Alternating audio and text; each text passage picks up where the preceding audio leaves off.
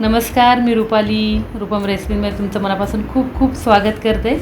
आज आपण अंगारकी स्पेशल उकडीचे आंबा मोदक बनवणार आहोत। त्यासाठी इथे आपण इंद्रायणी तांदूळ आणि आंबेमोहोर तांदूळ असं समप्रमाण घेतलेलं आहे।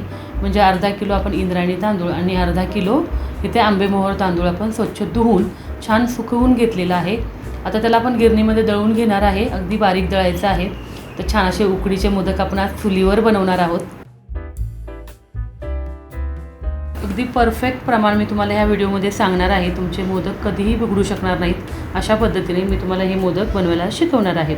सुरुवातीला आपण सारण बनवून घेणार आहे। त्यासाठी काय काय साहित्य घेतलेलं आहे ते पाहूयात। तर सारणासाठी आपण इथे घेतलेला आहे एक अख्खा नारळ खोवून, तेवढ्याच प्रमाणात आपण इथे गूळ घेतलेला आहे। अर्धी वाटी आपण आंब्याचा रस घेतलेला आहे साखर न घालता। थोडेसे ड्रायफ्रूट घेतलेले आहे। तिथे आपण 2 ते 3 चमचे खसखस भाजून बारीक करून घेतलेली आहे। थोडीशी वेलची पूड आणि आपल्याला जायफळ लागणार आहे। तर सुरुवातीला आपण सारण आता परतून घेऊयात। त्यासाठी आपण एका कढईमध्ये थोडंसं तूप टाकायचं आहे।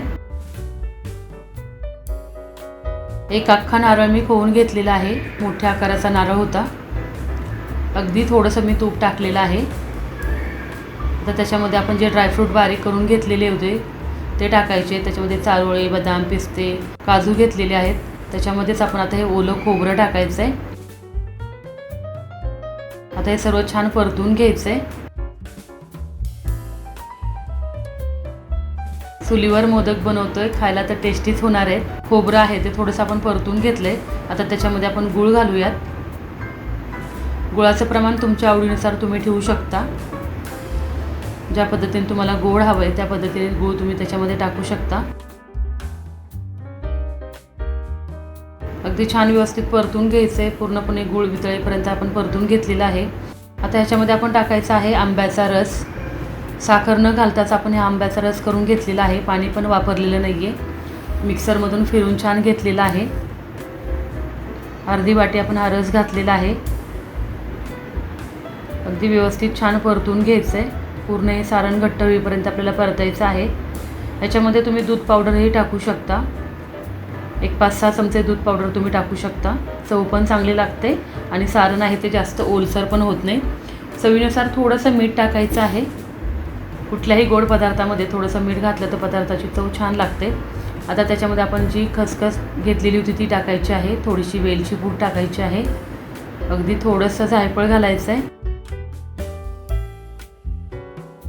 अशा पद्धतीने आपलं हे सारण तयार झालेलं आहे।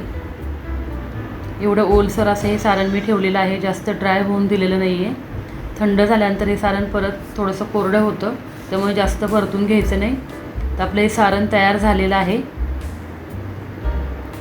आता आपण तांदळाची उकड करून घ्यायची आहे।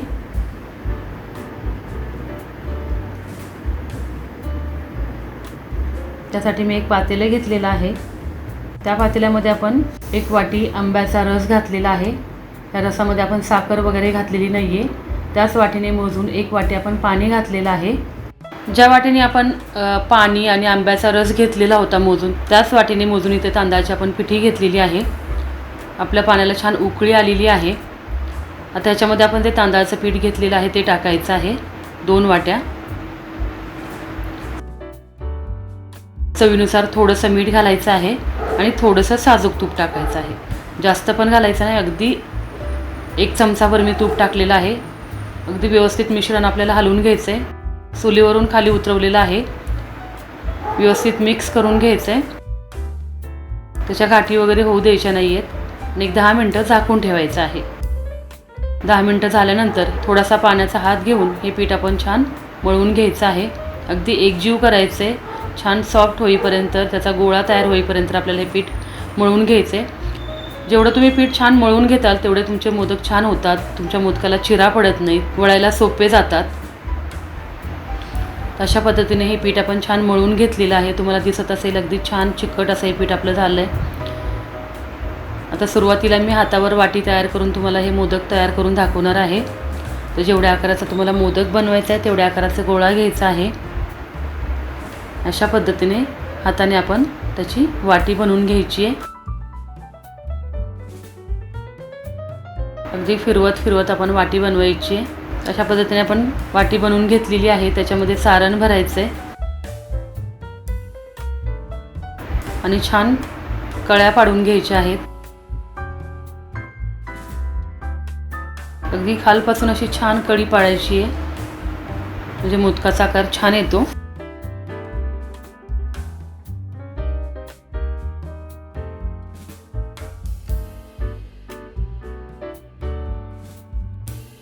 मी व्हिडिओमध्ये दाखवते त्याप्रमाणे अशा छान कळ्या पाडून घ्यायच्या आहेत.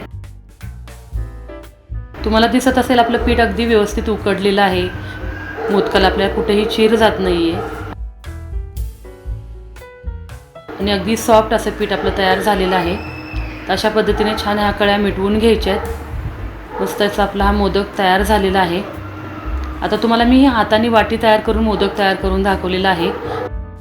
आता आपण प्रेस मशीननी मोदक तयार करूयात. प्रेस मशीनवर आपण अशा पद्धतीने गोळा ठेवलेला आहे आणि अगदी प्रेस करून त्याची आपण पारी करून घेतलेली आहे. अशा पद्धतीने मोदक करायला सोपा जातो.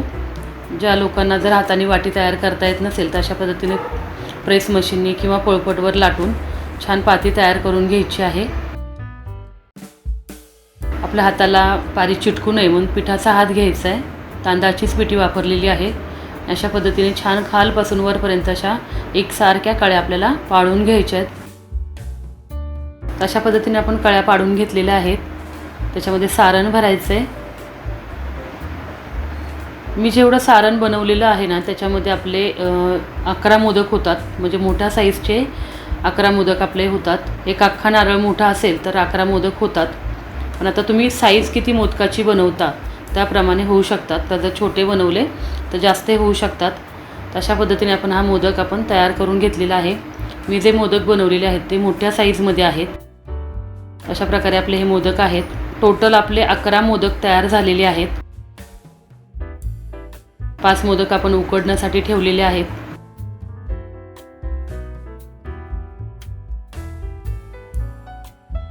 तर अशा पद्धतीने आपले मोदक तयार झालेले आहेत. आता उकडण्यासाठी ठेवूयात. मोदकाला थोडंसं पाण्यामध्ये बुडवून आपण अशा प्रकारे मोदक पात्रामध्ये ठेवायचं आहे. मोदक आपले मोठ्या साईजचे आहेत म्हणून मोदक पात्रामध्ये फक्त 5च मोदक एका वेळेस उकडले जातात. थोडंसं केशर लावून आपण हे मोदक छान 10 मिनटं उकडून घ्यायचे आहेत. साईज दिसत असेल तुम्हाला छान मोठे असे आपले हे मोदक आहेत.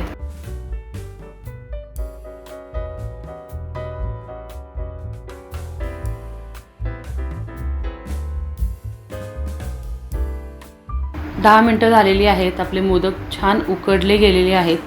किती सुंदर असे हे मोदक आपले दिसत आहेत. छान चमक पण आहे मोदकाला. तर बाकीचे राहिलेले मोदक पण आपण उकडून घ्यायचे आहेत. मी जे सर्व साहित्य घेतलेलं होतं त्याच्यामध्ये आपले 11 मोदक तयार झालेले आहेत. 2 ते 3 मोदकाचं पीठ आपलं शिल्लक राहिलेलं आहे. तर तुमचा नारळ खूप मोठा असेल तर तुमचे 14 किंवा 15 मोदक होऊ शकतात. तर अशा प्रकारे सर्व मोदक आपण तयार करून घेतलेले आहेत. छान असे मस्त उकडून घेतलेले आहेत. मग आता कसली वाट पाहताय, घ्या बनवायला आणि गणपती बाप्पाला नैवेद्य दाखवा. तर हा व्हिडिओ तुम्हाला कसा वाटला मला कमेंट करून नक्की कळवा. व्हिडिओ आवडल्यास लाईक करा, शेअर करा आणि नवीन असाल तर सबस्क्राईब करून शेजारील बेल आयकॉन दाबायला विसरू नका. चला मग भेटूया असे छान छान व्हिडिओ घेऊन.